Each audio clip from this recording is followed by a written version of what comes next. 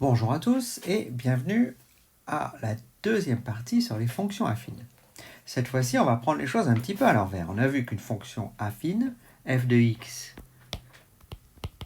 égale ax plus b, se représentait graphiquement par une droite. Ce qu'on sait aussi, ce qu'on va voir, c'est que chaque droite est en fait la représentation d'une fonction affine. Vous avez deux droites de dessiner, une en vert qui est la fonction f, une en g qui est la fonction qui est en bleu, et on va aujourd'hui chercher à déterminer la formule de chacune de ces fonctions. Alors, première chose, reprenons un petit peu, on va s'occuper de la fonction en vert, la fonction f. Par exemple, prenons deux points, parce que cette droite a été dessinée, on a vu la dernière fois, en plaçant des points, et puis en reliant les points entre eux. Voilà, donc imaginons que quelqu'un a fait ce dessin-là. Et on avait fait ça à partir d'un tableau. Mais bon, en fait, on pourrait très bien reprendre et faire le tableau à l'envers, à partir du graphique. Donc on peut imaginer, par exemple, en 1, ici, j'ai moins 1. L'image de 2, c'est 1. L'image de 3, c'est 3. Et on pourrait continuer, voilà. Et puis à un moment donné, ce qu'on sait, c'est que f de 1, c'est moins 1. F de 2, c'est 1. F de 3, c'est 3. Ça se continue, ça se continue, ça se continue. Imaginons à un moment donné qu'on a un point A. Voilà, on va essayer de faire des petites généralités là. On a un point A. Donc ici, j'ai l'abscisse de A. Et en dessous, l'image, c'est l'ordonnée de A.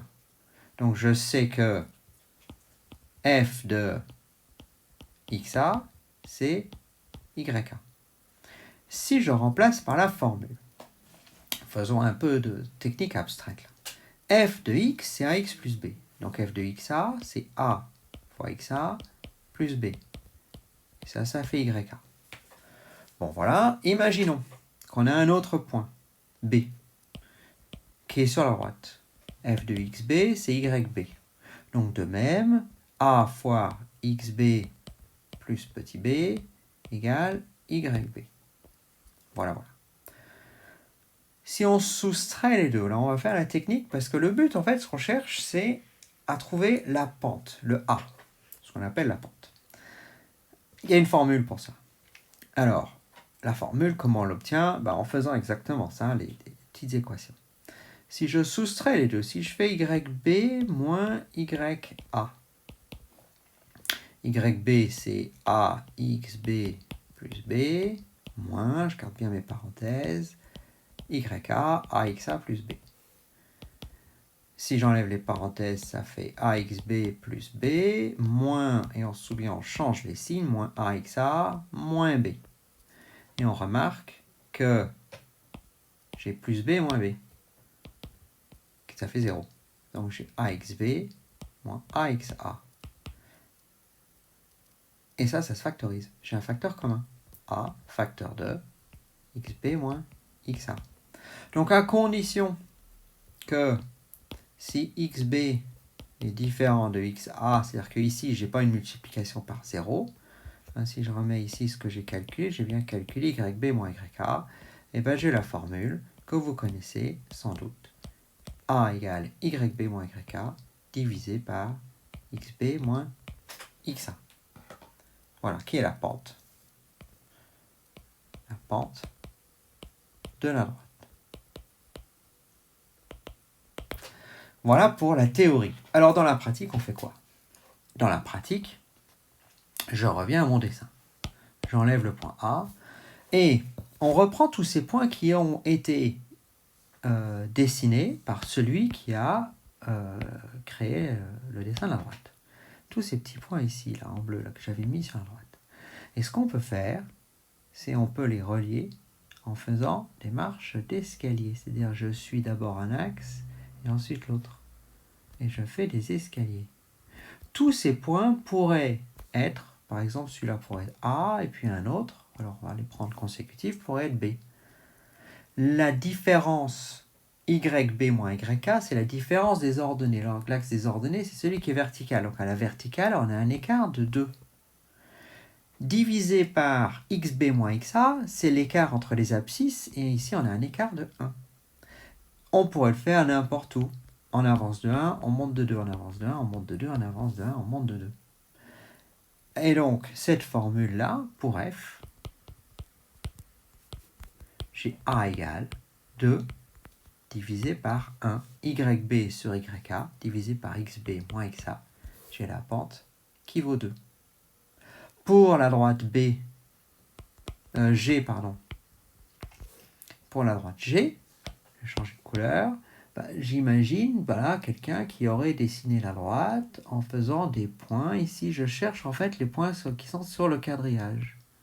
Donc j'en ai là, j'en ai là, j'en ai là. Et on imagine ici là qu'on fait la marche d'escalier.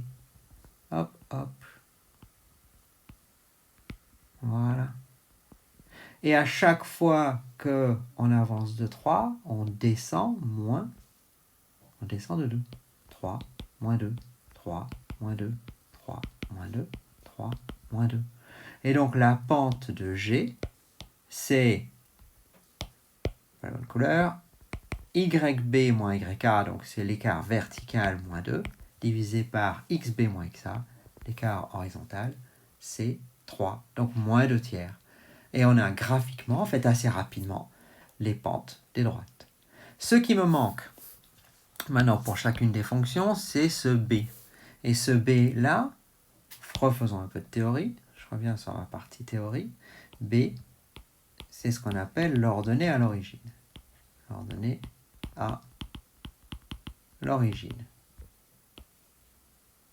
Voilà. Et l'ordonnée à l'origine, c'est f de 0. Imaginons que f de x, c'est ax plus b. F de 0, on remplace x par 0, ça fait a fois 0 plus b. Et a fois 0 plus b, a fois 0, 0 fois n'importe quoi, ça fait 0. A fois 0, donc ça fait 0 plus b, ça fait b. B, c'est bien l'image b et l'image de 0. L'image de 0, c'est ce qu'on appelle l'ordonnée à l'origine, puisque 0, c'est l'origine. Alors, f de 0, c'est b. Pour f, donc, je vais avoir l'image de 0. L'image de 0, je fais en rouge, je me mets à l'origine 0, et je cherche le point de la droite, qui représente f. Et bien, il est là. Il est à moins 3. Qu'est-ce que je peux donc dire? Que pour f, b égale moins 3. Pas de calcul à faire, c'est une lecture graphique. Pour g, l'image de 0, donc je repars de 0, et je vais à la droite représentant la fonction g. Et là, je suis à 2. Donc pour g, b égale 2. Je peux donc conclure que, par lecture graphique, f de x, ax plus b, a c'est 2x plus b moins 3, et g de x, a c'est moins 2 tiers de x, ax plus b, b vaut 2, plus 2. Et j'ai trouvé la formule pour chacune de ces fonctions affines uniquement par lecture graphique. Voilà, et à bientôt pour la suite.